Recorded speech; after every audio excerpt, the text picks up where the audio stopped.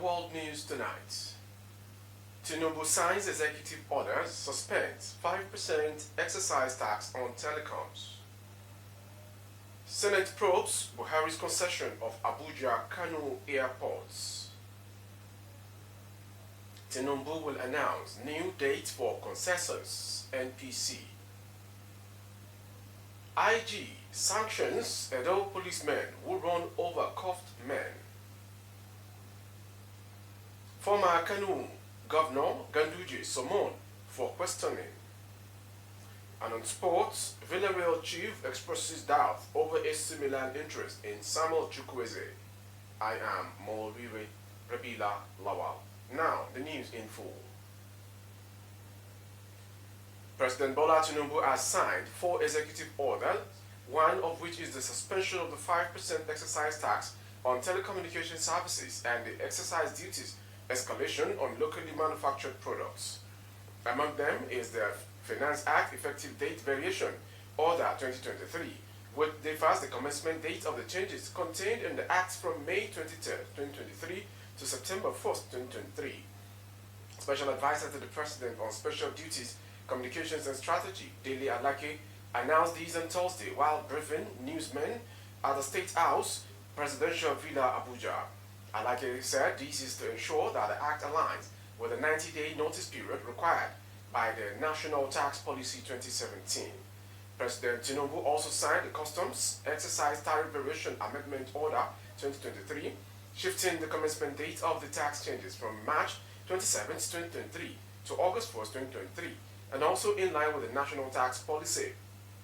Alake added that the President ordered the suspension of the newly introduced green tax by way of excise tax on single-use plastics, including plastic containers and bottles. He also suspended the import tax adjustment levy on certain vehicles. Moving on to the next story. The Senate Thursday condemned the concession of the Nnamdi Azikiwe International Airport and the Malam Aminu Kano International Airport by the last administration. The airports were concessioned few days to the end of the former President Muhammadu Buhari's administration. The Aviation Ministry had said that the projected nominal revenues from the combined concession of NAIA and MACIA are expected to exceed $4 billion. The ministry said this infusion of private sector investment and the resulting financial benefits will enable Nigerians to implement much needed upgrades in airport infrastructure, technology and services. But the Senate said the concession was already done and urged the federal government to review the exercise to give a level playing field to all stakeholders. It also called on its Committee on Aviation, when constituted, to probe all airport concessions embarked upon by the last administration and make necessary recommendations to the Senate. The resolutions followed a motion by Senator Kalu Suleiman, NNPP Kano South, who noted that the then Minister of Aviation misguided the Federal Executive Council on the concession of the airports. Moving on to the next story. President Bola Ahmed Tinubu will personally announce new date for the National Population Announcing Census postponed last April. The chairman of the National Population Commission, NPC, Nasser Kwara, made this disclosure to State House correspondents after his delegation gave the president a full brief at the Aso Rock Presidential Villa, Abuja.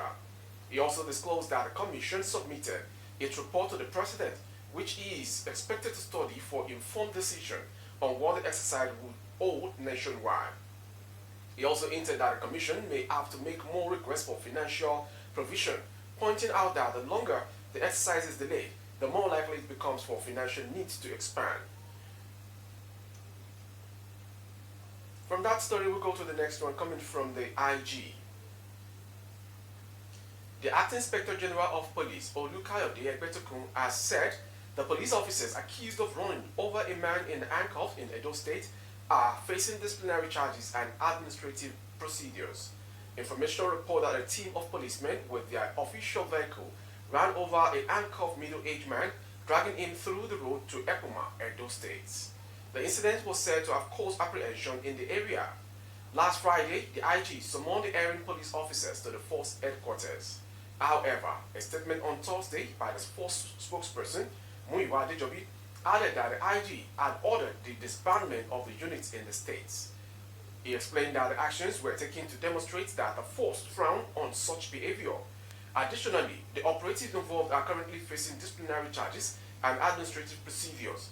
This move underscores the commitment of the IGP to hold officers accountable for their actions, which will never be tolerated in the Nigeria police force. Moving on to the next story coming from Kano. Former Kano State Governor Abdullahi Ganduje has been summoned for questioning by the Kano State Public Complaints and Anti-Corruption Commission PCacc over the dollar videos. Some videos of Ganduje allegedly collecting kickbacks from contractors were released in 2017 by a newspaper online publication. In the videos, the former governor could be seen collecting the dollars before rolling them into his white dress.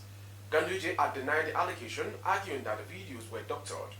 However, Barrister Muhui Magaji Remengado, the chairman of the commission, said the authenticity of the video had been confirmed while speaking Wednesday at a one-day public dialogue on anti-corruption crusade in Kano. Remengado confirmed on Thursday that Ganduje has been invited for questioning over the dollar scene. Moving on to the next story. The Chief of Army Staff, Taobi Lagbaja, said the Nigerian Army is relying on more than equipment in its fight against insurgency, terrorism, banditry, and other crimes. Mr. Lagbaja said this in Ibadan during an interactive session with media executives as part of activities to mark the 2023 Nigerian Army Day celebration and the 160th anniversary of the force. We no longer rely on 1970 or 1980 equipment to fight the battle of 2023. The Nigerian Army has procured various modern equipment and also has internally built ones. We have adequate equipment to ensure troops are ready to perform their task and tackle those challenges confronting Nigeria in 2023, the Army Chief explained. Mr. Lagbaja also mentioned that we have designed method activities such as training and further training and partnering foreign agencies to further train the troops when they come out from initial training at the Defense Academy Training Ground and School and Nigerian Army School in Zaria. According to him, the previous Chief of Army Staff, Farouk Yahya, had done a lot on infrastructure, medicals, and training. Going on to the next story. The Independent National Electoral Commission, INEC, has brought a 6-count charge against the suspended resident electoral commissioner for Adamawa State, Udu Yunusa Yari. These charges were officially filed in Yole's High Court, the capital city of the state. In a statement released on Thursday, INEC explained that the decision to file charges followed a thorough review of the police case file, which they believe presents a clear-cut case against Yunusa Yari. Yunusa Yari was initially arrested by the Nigeria Police Force due to allegations over his conduct during the governorship election in Adamawa. Following the arrest, he was granted an administrative bail under the condition that he report to the NPF headquarters every weekday. From that story, we go to Plateau. Gunmen have launched an attack on the Buhari'S and Millet communities in Roof Combo district of Mangu local government area in Plateau State. The attack resulted in death of 2 individuals, while 2 others sustained gunshot wounds and are currently receiving medical treatment. According to information, the gunmen who have been causing terror in the council struck Kwanchas around 8:30 p.m. on Wednesday and indiscriminately opened fire on residents. A woman named Nancy Luka was killed instantly and 2 other individuals were injured in the attack. Mr. Adamu Luka, a resident of the community, stated that the gunmen were passing through Mangu to Bokos road when they suddenly halted at Kwahas and began shooting at those in the community. Additionally, the gunmen, suspected to be Fulani militias, destroyed properties before continuing on their journey. Going on to the foreign story. Global Vaccine Alliance, the World Health Organization, and the UN Children's Fund on Wednesday announced that 12 African countries would receive the malaria vaccine.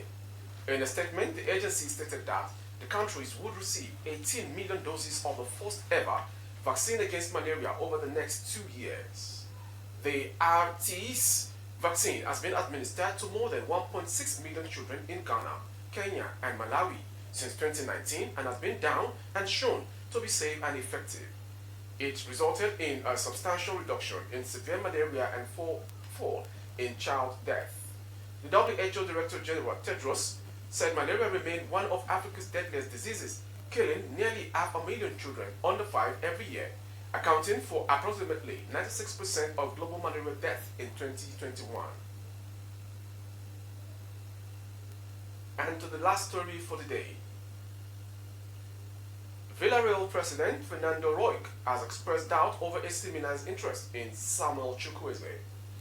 The Rossoneri are interested in picking up the 24-year-old Nigerian winger this summer and have reportedly prepared an offer worth around 25 million euros, including add-ons.